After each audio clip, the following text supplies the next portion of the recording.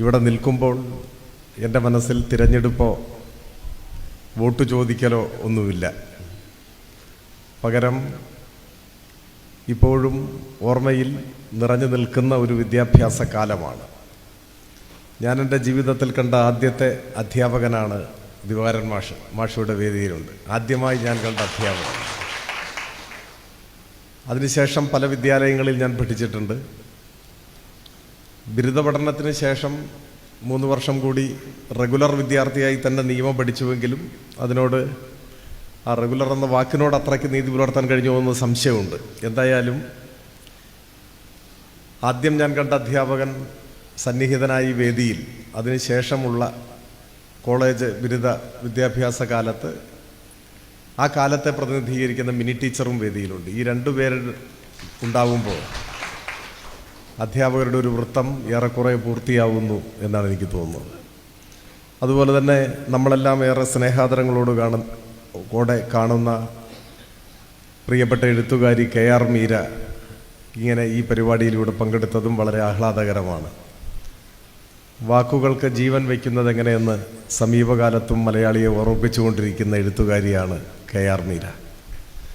അവരുടെ ഭഗവാന്റെ മരണം വായിച്ച ഉടനെ ഞാൻ KR മീരയെ വിളിച്ചത് ഇപ്പോഴും ഓർമ്മിക്കുന്നുണ്ട്. ഏറ്റവും മൂർച്ചയേറിയ പ്രഹരശേഷിയാർന്ന ഒരു രചനയായി ആ കാലഘട്ടത്തെ ദയാരഹിതമായി വിചാരണ ചെയ്യുകയും അതിൽ അനീതിക്കിരയാകുന്ന മനുഷ്യരുടെ പക്ഷത്ത് അടിയുറച്ചു നിൽക്കുകയും ചെയ്യുന്ന മഹത്തായ ഒരു രചനയായി മലയാള സാഹിത്യ ലോകം അതിനെ വിലയിരുത്തുന്നുമുണ്ട്. ഞാൻ അവരുടെ എല്ലാ കൃതികളിലേക്കും കടന്നു പോകാനോ വിലയിരുത്താനോ ഒന്നും മുതിരുന്നില്ല. പെട്ടെന്ന് നാവിൻ തുമ്പിൽ വന്നത് പറഞ്ഞു വന്നു മാത്രം. ഇത്രയും ദൂരം യാത്ര ചെയ്ത് നമ്മുടെ ഈ പരിപാടിയിൽ പങ്കെടുക്കാനെത്തിയ അതിൽ വളരെ സന്തോഷവും ആഹ്ലാദവും ഉണ്ട്. അത് പ്രകടിപ്പിക്കാൻ വേണ്ടി കൂടി ഞാൻ ഈ സന്ദർഭം ഉപയോഗിക്കുന്നു. പിന്നെ ഇവിടെ ഇരിക്കുന്നവരെല്ലാം, മിക്കവാറും പേരെല്ലാം, അല്പം പേരല്ലാതെ ഉണ്ടാവുമായിരിക്കും, വിവിധ കാലങ്ങളിൽ ഒരുമിച്ച് പഠിച്ചവരോ പഠിപ്പിച്ചവരോ സുഹൃത്തുക്കളായിരുന്നവരോ ഒക്കെ ആയിട്ടുള്ളവരാണ്. ചിലർക്ക് കാലം ഒരു മാറ്റവും വരുത്തിയിട്ടില്ല, അതേപോലെ നിത്യവസന്തങ്ങളായിരിക്കുന്നുണ്ട്. ചിലർ ചെറിയ മാറ്റങ്ങളുണ്ട്. ഒരു കഥയിൽ അശോകൻ ചെരുവിൽ എഴുതുന്നുണ്ട്, ഒരു ഹിമക്കരടിയുടെ സഞ്ചാരം പോലെ സാവധാനം വാർദ്ധക്യം നമ്മളെ തേടി വരികയാണ് എന്ന്. അപ്പോൾ മിനി ടീച്ചർ എന്നോട് മുടിയൊക്കെ നരച്ചു എന്ന് പറഞ്ഞപ്പോൾ പെട്ടെന്ന് ഞാൻ നോക്കുകയായിരുന്നു. അപ്പോൾ എൻ്റെ മാത്രമല്ല, പലരുടെയും മുടിയൊക്കെ നരച്ചിട്ടുണ്ട്. കാലം ഇങ്ങനെ മുൻപോട്ട് പോവുകയാണ്. പക്ഷെ കാലം മുൻപോട്ട് പോകുമ്പോഴും ഒരു കാലത്ത് ഒരുമിച്ചുണ്ടായിരുന്ന ആളുകൾ എന്ന നിലയിലുള്ള സ്നേഹവും സൗഹൃദവും കരുതലുമെല്ലാം ഇപ്പോഴും കൈമോശം വരാതെ സൂക്ഷിക്കുന്നു എന്നത് നമ്മുടേതുപോലെ ഒരു കാലത്ത് വളരെയധികം ആഹ്ലാദം പകരുന്ന ഒന്നാണ്. നാം ഒരിക്കൽ കൂടി നമ്മുടെ ഓർമ്മകളെ വീണ്ടെടുക്കുകയാണ്. രാഷ്ട്രീയത്തിന് തന്നെ മിലാൻ കുന്ദേര നൽകുന്ന നിർവചനം മറവിക്കെതിരായ ഓർമ്മകളുടെ സമരമാണ് രാഷ്ട്രീയം എന്നാണ്. നാം ഒരു കാലത്തെ ഓർത്തെടുക്കുന്നു, ആ കാലത്തെ സൗഹൃദങ്ങളെ, ഐക്യത്തെ, യോജിപ്പിനെ എല്ലാം വീണ്ടും ഓർമ്മിക്കുകയാണ്. ഇവിടെ അതൊരു തെരഞ്ഞെടുപ്പിൻ്റെ ഘട്ടത്തിലായി എന്ന് മാത്രം. പക്ഷേ ഞാനിവിടെ നിൽക്കുമ്പോൾ വ്യത്യസ്തമായ നിലപാടുകൾ സ്വീകരിച്ചിരുന്ന പല സുഹൃത്തുക്കളും ഇവിടെയുണ്ട്. അപ്പോൾ സൗഹൃദം എത്രമാത്രം ശക്തിമത്താണ് എന്നുകൂടി തെളിയിക്കപ്പെടുന്ന ഒരു സന്ദർഭമാണിത്. ഞാൻ ആരുടെയും പേര് പറയുന്നില്ലെങ്കിലും വ്യത്യസ്തമായ നിലപാടുകൾ ഇപ്പോഴും സ്വീകരിക്കുന്ന അത്തരത്തിലുള്ള സംഘടനകളിൽ തന്നെ പ്രവർത്തിക്കുന്ന ചിലരും ഇവിടെ ഉണ്ട്. അപ്പോൾ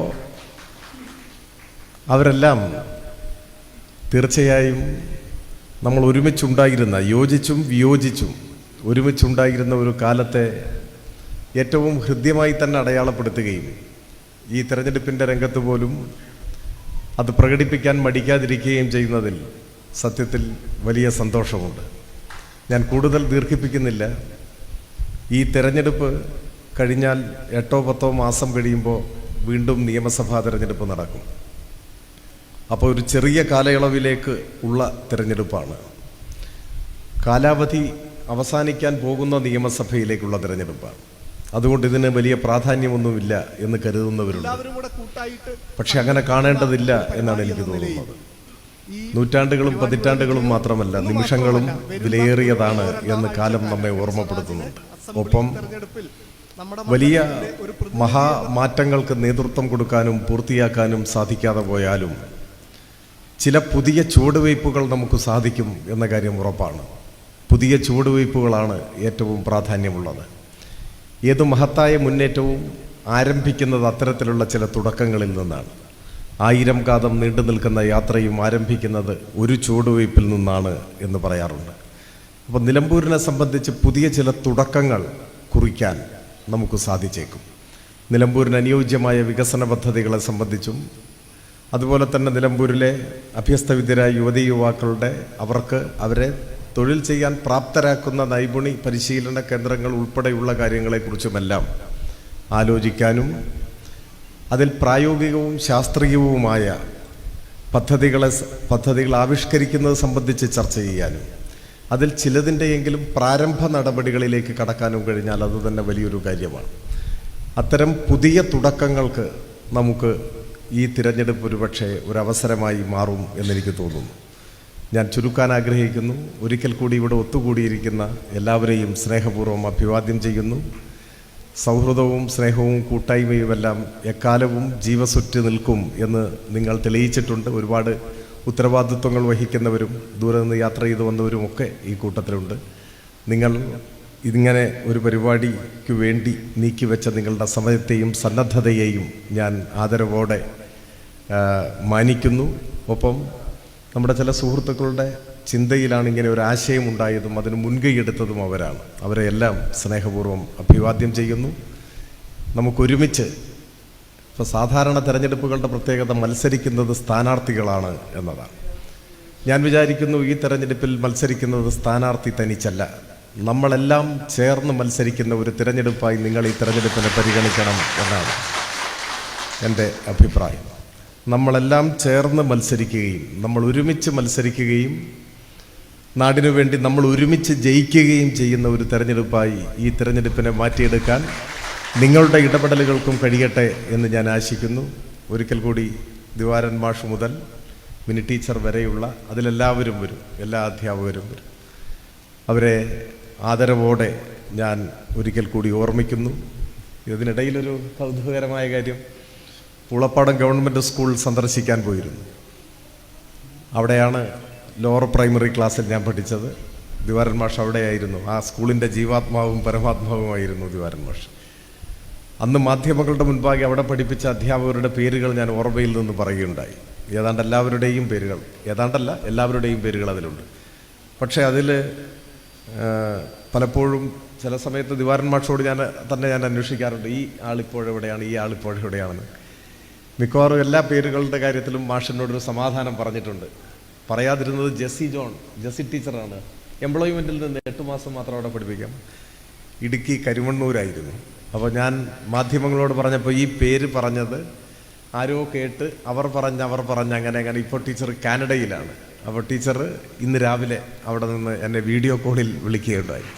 അപ്പോൾ ഈ തെരഞ്ഞെടുപ്പ് അങ്ങനെ എന്നെ പ്രൈമറി ക്ലാസ്സിൽ പഠിപ്പിച്ചിരുന്ന, എന്നാൽ ഇപ്പോഴെവിടെയെന്ന് എനിക്കൊരു പിടിയുമില്ലാതിരുന്ന എൻ്റെ ഒരു ഗുരുനാഥയെ തിരിച്ചു തരാൻ കൂടി ഉപയോഗപ്പെട്ടു എന്നത് ഈ തിരഞ്ഞെടുപ്പിനെക്കുറിച്ച് ആലോചിക്കുമ്പോഴെപ്പോഴും ഒരാഹ്ലാദം പകരുന്ന ഓർമ്മയായിരിക്കും എന്ന കാര്യത്തിൽ യാതൊരു സംശയവുമില്ല. അതുപോലെ ഈ രാഷ്ട്രീയ സംഘടനാ പ്രവർത്തനത്തിനിടയിലാണ് പലപ്പോഴും ഇങ്ങനെയുള്ള ഗുരുജനങ്ങളിൽ പലരെയും പിന്നീട് ഞാൻ കണ്ടുമുട്ടിയിട്ടുള്ളത്. ഞാനൊരിക്കൽ ഒരുപാട് വർഷങ്ങൾക്ക് മുൻപല്ല, കുറച്ച് വർഷങ്ങൾക്ക് മുൻപ് ഒരു വിദ്യാർത്ഥി സമരമൊക്കെയായി ബന്ധപ്പെട്ട്, അന്ന് ഞാൻ വിദ്യാർത്ഥി സംഘടനാ പ്രവർത്തനമൊക്കെ കഴിഞ്ഞിരിക്കുന്നു, ഞാൻ ആ പ്രവർത്തനത്തിൻ്റെ ഭാഗമല്ല. പക്ഷേ തിരുവനന്തപുരം ബോസ്റ്റൽ സ്കൂളിൽ പോകേണ്ടതായി വന്നു, ദുർഗുണ പരിഹാര പാഠശാലയിൽ. അവിടെ ചെല്ലുമ്പോൾ അതിൻ്റെ പ്രിൻസിപ്പളിൻ്റെ കസേരയിലിരിക്കുന്നത് നമ്മുടെ കുമരേശൻ സാറായിരുന്നു. അപ്പോൾ പ്രൈമറി സ്കൂളിൽ തന്നെ പഠിപ്പിച്ച, എത്രയോ കാലത്തിന് ശേഷമാണ് അദ്ദേഹത്തെ കണ്ടത്. അതുപോലെ നമ്മുടെ മലപ്പുറം ലോകസഭാ ഉപതെരഞ്ഞെടുപ്പ് നടക്കുമ്പോഴാണ് ഞാൻ നമ്മുടെ ജില്ലയിൽ കൊണ്ടോട്ടി ഏരിയയിൽപ്പെട്ട ഒരു പ്രദേശത്തൊരു കുടുംബയോഗത്തിൽ പങ്കെടുക്കാൻ പോയപ്പോൾ എനിക്ക് പരിചിതമായൊരു മുഖം കണ്ടു. ഒരുപാട് വർഷങ്ങൾ കഴിഞ്ഞുവെങ്കിലും ഞാൻ ആ മുഖം കണ്ട് ഞാൻ അദ്ദേഹത്തോട് പോയി ചോദിച്ചു. അപ്പോൾ നമ്മുടെ സുരേഷ് ബാബു മാഷായിരുന്നു, എംപ്ലോയ്മെൻറ്റ് എക്സ്ചേഞ്ചിൽ നിന്ന് ഇവിടെ വന്നു. അപ്പോൾ അങ്ങനെയുള്ള പലരെയും പല ഗുരുക്കന്മാരെയും വീണ്ടും ഒരിക്കൽ കൂടി മുന്നിൽ കൊണ്ടുവന്നത് രാഷ്ട്രീയ പ്രവർത്തനവും തിരഞ്ഞെടുപ്പുമാണ് എന്നതും ഒരു സ്വകാര്യ ആഹ്ലാദമാണ്. അപ്പോൾ ഞാനിങ്ങനെ പറഞ്ഞു കഴിഞ്ഞാൽ ചിലപ്പോൾ നീണ്ടുപോകും. അതുകൊണ്ട് ഞാൻ കൂടുതൽ ദീർഘിപ്പിക്കുന്നില്ല. ഒരിക്കൽ കൂടി എല്ലാവരെയും സ്നേഹപൂർവ്വം അഭിവാദ്യം ചെയ്യുന്നു. ഒരിക്കൽ കൂടി എല്ലാവരോടും സ്നേഹം, നന്ദി, അഭിവാദനങ്ങൾ.